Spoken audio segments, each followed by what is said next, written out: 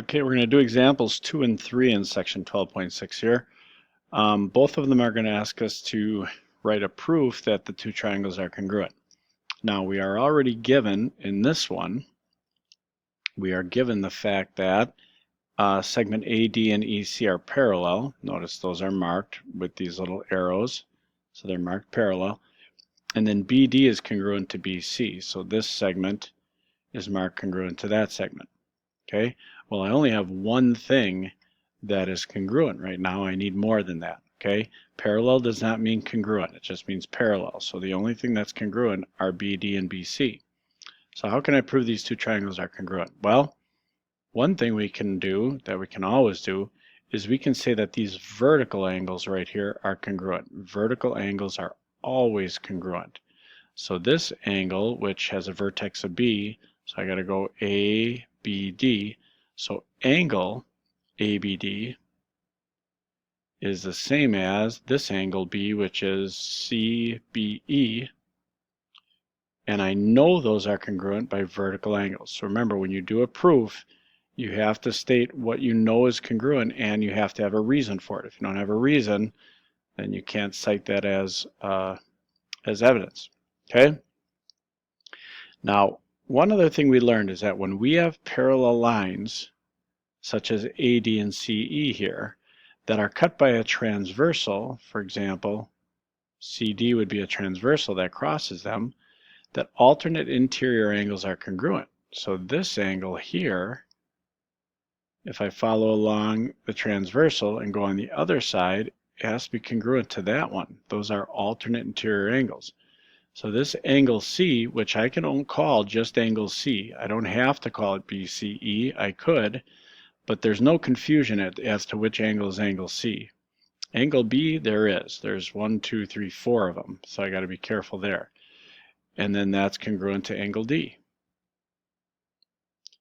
And that's the reason for that is those are alternate interior angles. So because I know three things now, I have two angles and a side congruent to two angles and a side, and because that side is included, this is an angle side angle proof that the two triangles are congruent. So I can now definitively say that triangle ABD is congruent to triangle EBC. Okay, let's try example 3 and then we'll be all done. So in example 3, we have, again, parallel lines, HF and GK, those are parallel. And then F and K are right angles. Well, if they're right angles, that means they're both 90. That's also saying they're congruent. But again, I only have one pair of congruent things, just this pair of congruent angles.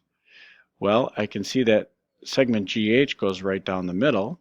So GH is certainly congruent to itself and is therefore congruent by the reflexive property.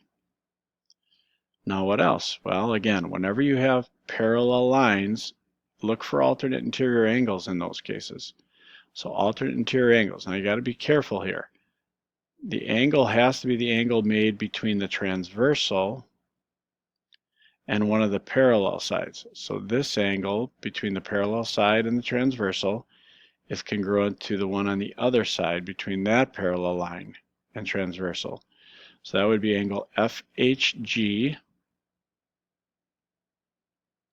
that is congruent to angle, what's this one called? Let's hear it, angle GKGH. And the reason for that again is alternate interior angles. Now I can give two reasons for this. I've got two angles and a side congruent to two angles and a side. I could call that angle side. Nope, actually I have to call it that. I've got to call this angle side.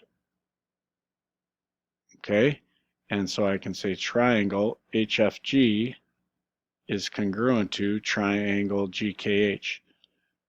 Now some people see the right angle and they make the mistake of using hypotenuse leg. You've got the hypotenuse is congruent, but we don't have any congruent legs, so I couldn't use that. So be careful of that error.